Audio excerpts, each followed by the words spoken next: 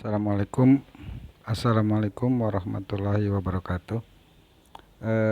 Pada pertemuan aspek legal jasa konstruksi kali ini akan membahas mengenai penyusunan dokumen kualifikasi. Apa itu kualifikasi? Kualifikasi adalah sebagian dari persyaratan kontraktor dalam menilai kemampuan si kontraktor untuk menangani suatu proyek. Nah, kemampuan di sini banyak kemampuan yang harus dinilai dalam pemilihan kontraktor, mulai dari administrasi sampai teknis, mulai dari peralatan, kemampuan keuangan, kemampuan operasional, dan personil lainnya. Ini ada beberapa syarat kualifikasi.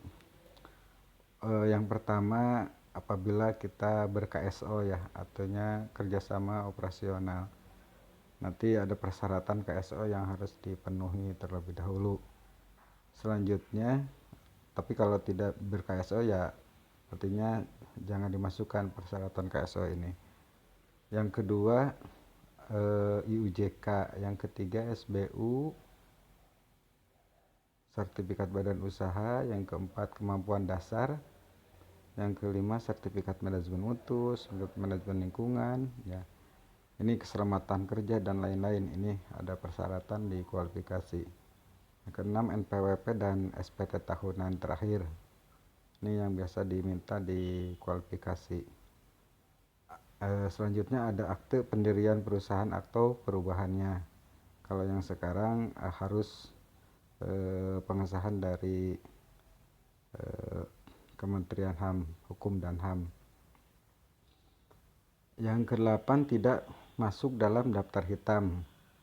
Yang ke-9, mempunyai pengalaman pengalaman pekerjaan yang sebidang sesuai dengan di persyaratan kualifikasi dalam kurung 4 tahun terakhir, kecuali yang baru berdiri ya, artinya 3 tahun terakhir ini belum mempunyai pekerjaan, misalkan itu gak usah dilampirkan si pengalaman pekerjaannya. Yang ke-10, sisa kemampuan paket atau SKP. Yang ke-11, sisa kemampuan nyata atau SKN. Dan persyaratan tambahan, misalkan di persyaratan lain ada yang disyaratkan oleh si Pokja atau di SPSS tersebut ya. Panitia pelelangan, nah, artinya di panitia pelelangan ada persyaratan tambahan yang mensyaratkan si kontraktor untuk memasukkan persyaratan lainnya. Nah, kenapa harus ada kualifikasi ya? Karena gugurnya peserta dalam persyaratan kualifikasi ini yang pertama, tidak menyampaikan data kualifikasi tadi ya dengan benar, akan gugur, artinya akan gugur. Yang kedua, tidak memahami dan membaca tata cara evaluasi kualifikasi. Yang ketiga, tidak memiliki kemampuan dasar ya yang sesuai persyaratan sebesar 3 kali NPT. Yang keempat, tidak menyampaikan daftar pekerjaan yang sedang dilakukan. Nah, yang kelima, lalai atau dalam membaca undangan ya. Yang keenam, kehadiran undangan klarifikasi apabila ditetapkan sebagai pemenang. Ini bisa menggugurkan kalau tidak hadir. Nah, si persyaratan kualifikasi ini adalah kualifikasi di badan usaha. Nah, kualifikasi kecil disyaratkan di peraturan bahwa bisa menangani proyek atau pekerjaan 200 juta sampai dengan 2,5 miliar. Ini untuk kualifikasi kecil, artinya kemampuan si kualifikasi kecil mampu mendapatkan kontrak nilai menawar atau pekerjaan kisaran 200 juta sampai dengan 2,5 miliar. Ini untuk kualifikasi kecil. Untuk kualifikasi menengah 2,5 miliar sampai dengan 50 miliar. Nah, untuk di atas 50 miliar ini masuknya ke kualifikasi besar. Ini untuk kualifikasi besar biasanya ber-KSO ya. Tidak tunggal, tidak sendirian. Artinya ber-KSO, rata-rata ber-KSO. Nah, ketentuan lain di dalam IKP di sini apabila nanti POM kualifikasinya melalui elektronik, karena sekarang ini harus melalui elektronik dengan aplikasi SPSE atau fasilitas lain lah ya dalam kualifikasi. Ini merupakan bagian yang saling melengkapi di antara penawaran dan kualifikasi ya. Nah, apabila nanti saran inilah agar tetap di-input apabila di POM isi kualifikasi tidak ada perintah upload gitu ya. Tetap tapi harus diisi kualifikasi syarat-syarat yang ada di persyaratan aplikasi SPSE tersebut.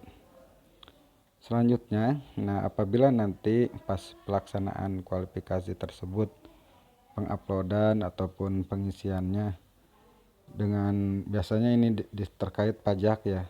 Contohnya terkait pajak misalkan dipersyaratkan pajaknya tahun 2019 ya. Karena kita belum lapor misalkan ya. Yang ada cuma 2017 misalkan, maka penilai di kualifikasi tersebut yang menggunakan yang diupload artinya yang 2017. Nah, selanjutnya data kualifikasi ini disampaikan melalui fasilitas unggahan penawaran. Ini tidak bisa dianggap kualifikasi. Kan di penawaran juga ada ya persyaratan-persyaratan lain, keuangan segala macam. Itu tidak dianggap kualifikasi karena POM-nya khusus. Kualifikasi itu khusus. Penawaran-penawaran ya dokumen penawaran ya yang kemarin kita bahas. Terus dokumen kualifikasi khusus dokumen kualifikasi artinya di data ulang lah ya. Nah, persyaratan kualifikasi yang tadi ber-KSO apabila persyaratan tersebut kontrak tersebut ber-KSO ya, disyaratkan ber-KSO. Ini maksimal 3 perusahaan. Maksimal 3 perusahaan ber-KSO artinya ada 3 perusahaan ber-KSO besar-besar misalkan ya. Kualifikasi besar ini silakan ber-KSO dengan lidem persyaratan yang kemarin di penawaran 70% untuk lidemnya. Artinya untuk komandan dari kontraktor tersebut siapa yang akan jadi komandannya ini maksimal 70%. Artinya yang 30% ini dibagi 2 atau 10-20 gitu ya. Sesuai kesepakatan ber-KSO. Yang kedua, peserta yang berbadan usaha harus memiliki IUJK. Nah, ini izin usaha jasa konstruksi ini yang sekarang ini terbitnya dari OSS ya, online single submission ini di aplikasi perizinan. Ini sekarang tidak usah pergi ke badan istilahnya badan perizinan lagi, tinggal kita buka IB, kita bikin di OSS itu IB-nya sudah ada, baru kita ada terbitan IUJK, izin usaha jasa konstruksi. Nah, yang ketiga ini memiliki sertifikat badan usaha. Sertifikat badan usaha ini biasanya terbit dari LPJK yang diurus oleh beberapa organisasi di kabupaten. Misalkan kalau di Ciamis ini kita punya Gapensi gitu ya, Gapeknas. Alhamdulillah sekarang ini Gapensi kita sudah terakreditasi lah gitu ya. Sudah terakreditasi artinya sudah aman, tinggal nanti bisa bergabung dengan Gapensi untuk mengurus sertifikat badan usaha, karena terbitnya sertifikat badan usaha biasanya harus melalui organisasi kontraktor pelaksana konstruksi misalkan ya. Kalau di konsultan ya ada misalkan konsultan organisasinya.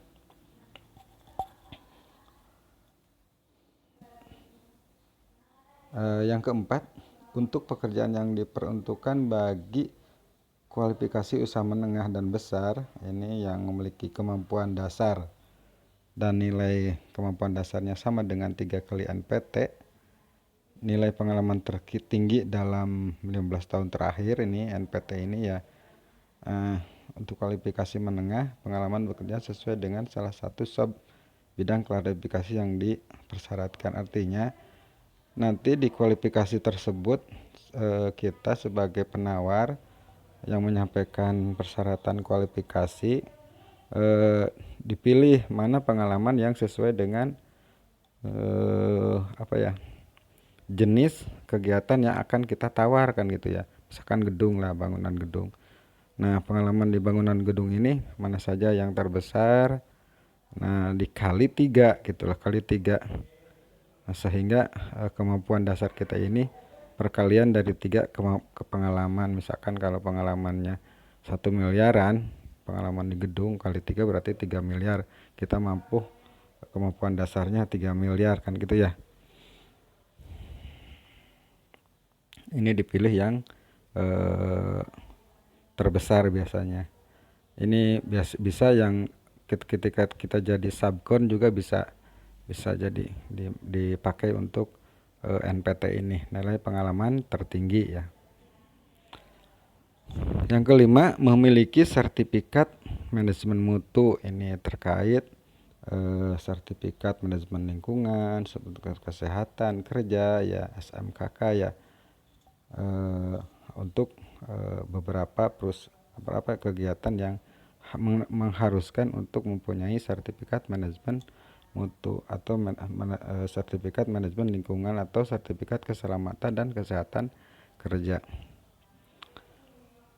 Selanjutnya, memiliki NPWP yang telah memenuhi kewajiban pelapor pajaknya. Artinya NPWP ini PPN, PPH ya, kita sudah melakukan pelaporan pajak yang sesuai dengan peraturan, dilampirkan biasanya 3 bulan terakhir dilampirkan atau di input datanya bahwa kita sudah melakukan pembayaran pajak, tidak bodong lah gitu artinya.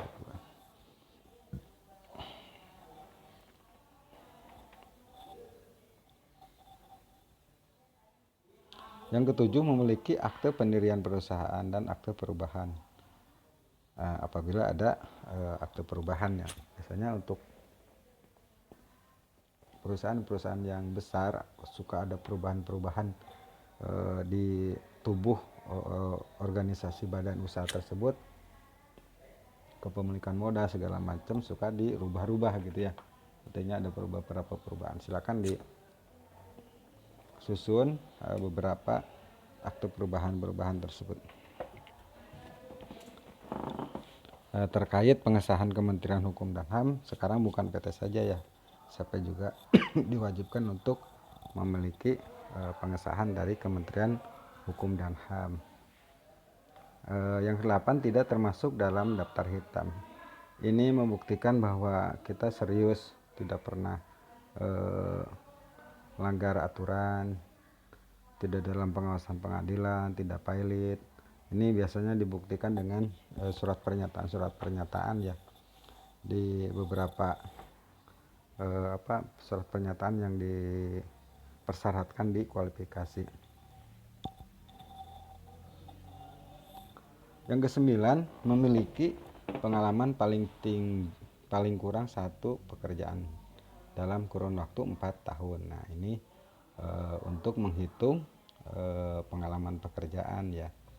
KD tadi ya, menghitung KD minimal 1 pengalaman yang sejenis di pekerjaan tersebut, sesuai dengan pekerjaan tersebut, untuk menghitung kemampuan dasar. Nah, yang ke-10 ini memenuhi sisa kemampuan paket. Nah, artinya begini, SKP ini ketika ada SKP, ada rumus SKP sama dengan 5 dikurang P. Nah, di mana P adalah paket pekerjaan konstruksi yang sedang dikerjakan. Nah, ini untuk semua kegiatan, untuk semua metode pemilihan. Artinya 5 paket ini jangan sampai bersamaan. 5 paket kan kita kemampuan dasarnya misalkan 3 miliar ya.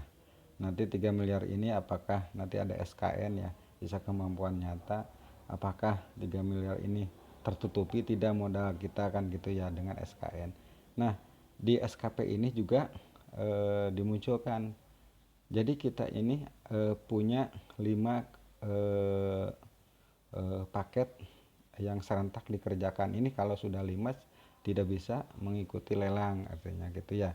Tapi kalau misalkan kita dua titik pekerjaan yang kita sedang kerjakan, boleh, berarti ada 2 lagi yang bisa kita kerjakan kan gitu ya. Kita berhak untuk mengikuti lelang. Ini untuk SKP atau sisa kemampuan paket. Ini untuk semua metode pemilihan ya, mulai dari pengadaan langsung, tender cepat, tender, penunjukan langsung gitu ya. Ini untuk beberapa metode pemilihan. Nah, selanjutnya di SKP ini apabila tidak menyampaikan pekerjaan yang sedang dilakukan, apa resikonya ya gitu. Nah, ini apabila diketahui si Pokja atau pasti diketahui oleh Pokja atau orang lain atau masyarakat gitu ya kan, kita ini tidak hidup sendiri, pasti ada yang kena, ada yang persaingan kita, ada orang-orang yang bersaing sama kita kan gitu ya, pasti menyampaikan ke Pokja bahwa si perusahaan A sedang melakukan pekerjaannya di anu akan gitu ya. Nah, inti apabila kita tidak menyampaikan pekerjaan yang sedang dikerjakan, resikonya kita gugur dan jaminan penawaran dicairkan. Bahkan kita sampai sanksi daftar hitam. Nah, artinya kita harus jujur bahwa kita sedang melakukan pekerjaan di beberapa titik lah gitu ya. Nanti yang menghitung SKP ini jangan kita, tapi nanti di Pokja yang menghitungnya. Kita cuma menyampaikan daftar pekerjaan yang sedang dikerjakan ke dalam form isian kualifikasi, tidak perlu menyampaikan scanan pengalaman, tidak perlu, atau diunggah ke dalam unggahan persyaratan kualifikasi ini. Nah, yang ke-11, memiliki sisa kemampuan nyata. Nah, SKN ini dengan nilai paling kurang sama dengan 10% dari nilai HPS dari total ya. Nah, ini untuk semua metode pemilihan lagi ya. Ini SKN-nya untuk semua metode pemilihan. Si SKN ini apabila tidak menyampaikan pekerjaan yang sedang dikerjakan, jumlah SKN-nya pasti diketahui oleh Pokja. Ini resikonya gugur dan jaminan penawaran dicairkan atau sanksi daftar hitam. Nah, kita ada contoh untuk perhitungan SKN ya, kemampuan nyata. Ini misalkan nilai paket yang kita tawar ini 200 miliar ya. Maka kita ini harus mempunyai SKN 10% dari 200 miliar, yaitu 20 miliar berarti ya. 20 miliar SKN-nya.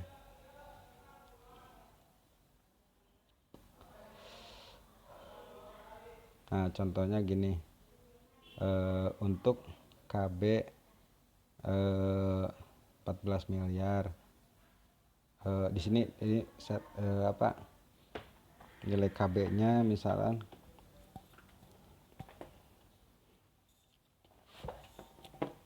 ini ketika tidak ada pekerjaan, sehingga 61 miliar ini dikurangi tidak ada pekerjaan, berarti tetap SKN kita ini 61 miliar, berarti kita mampu untuk kurang dari lebih dari 20 miliar. Ini kan minimal miliar kan gitu ya, kita mampu.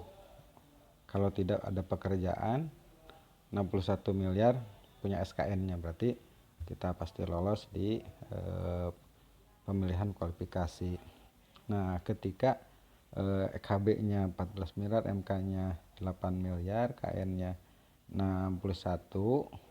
Nah, si SKN-nya kita ini sedang melakukan pekerjaan ya, 50 miliar nilai paketnya misalkan. Artinya kita si kemampuan keuangan kita ini dikurangi dengan nilai paket yang sedang dikerjakan gitu ya. Berarti 11 miliar ini tidak bisa untuk diloloskan di dalam kualifikasi pekerjaan yang akan kita raih di penilaian kualifikasi ya. Itu pasti gugur gitu ya, karena kita sedang melakukan pekerjaan 50 miliar, sedangkan syarat untuk SKN-nya itu 20 miliar, kita punya SKN 11 miliar. Si SKN ini paling kurang dari 10% gitu, dari total HPS, dengan beberapa laporan keuangan disampaikan ke dalam unggahan persyaratan kualifikasi lainnya. Nah, pembuktian kualifikasi terhadap gugurnya peserta dalam pembuktian kualifikasi ini dikarenakan lalai terhadap undangan ya,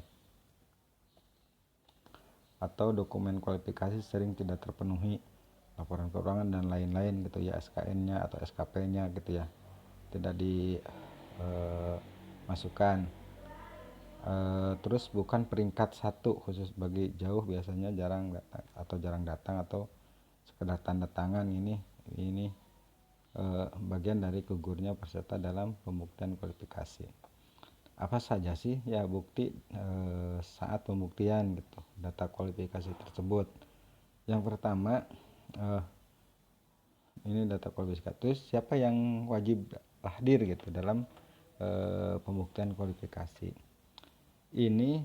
Wakil peserta yang hadir pada saat pembuktian kualifikasi adalah direksi tentunya ya, direktur atau wakil direktur yang ada dalam akte pendirian atau perubahan. Penerima kuasa, bisa penerima kuasa untuk hadir dalam pembuktian, atau kepala cabang yang diangkat oleh kantor pusat ya, atau pejabat yang menurut perjanjian kerjasama KSO berhak mewakili KSO. Artinya ada perwakilan dari beberapa KSO yang hadir. Atau karyawan tetap ya yang mempunyai bukti lapor potong pajak di perusahaan tersebut dengan ditetapkannya sebagai karyawan tetap ya. Nah, pembuktian kualifikasi ini yang harus dibuktikan mulai dari administrasi kualifikasi. Di antaranya tadi ada SUJK, kita punya SUJK, kita punya SBU, NPWP, pajak ya, pajak itu kita punya PPN, PPH yang dilaporkan, sama SPT tahunan gitu ya.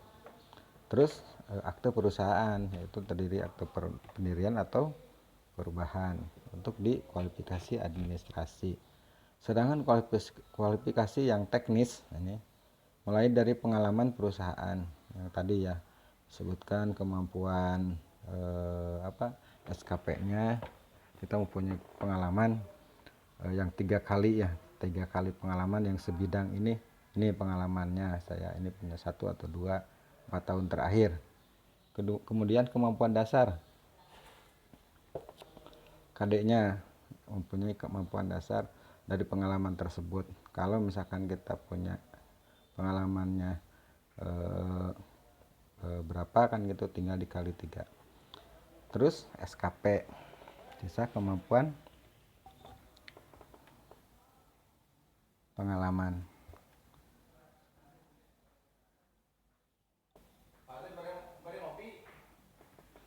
Well, selanjutnya ini keuangan kualifikasi, sisa kemampuan nyata. Ini terkait sisa kemampuan nyata yang tadi SKN ya. Nah, untuk SBU, IJK, NPWP, perpajakan akte perusahaan ini karena tadi ya kita ini SBU ini SUJK ini terbit di OSN, SBU juga sama ya. Sedangkan akte perusahaan harus pengesahan dari Kementerian Hukum dan HAM. Nah, sisa kemampuan paket yang sedang pekerjaan yang sedang berjalan. Nah, artinya ada beberapa risiko yang harus kita penuhi apabila tidak menyampaikan pekerjaan yang sedang berjalan. Yang sedang berjalan bagaimana kan tadi ya sudah dibahas apa saja yang harus dalam perhitungan SKP kan gitu ya. Tadi sudah dibahas untuk sisa kemampuan paket. Terkait SKN ini usaha menengah laporan keuangannya harus diaudit oleh akuntan publik. Artinya telah diaudit untuk usaha menengah ya, yang usaha menengah tadi.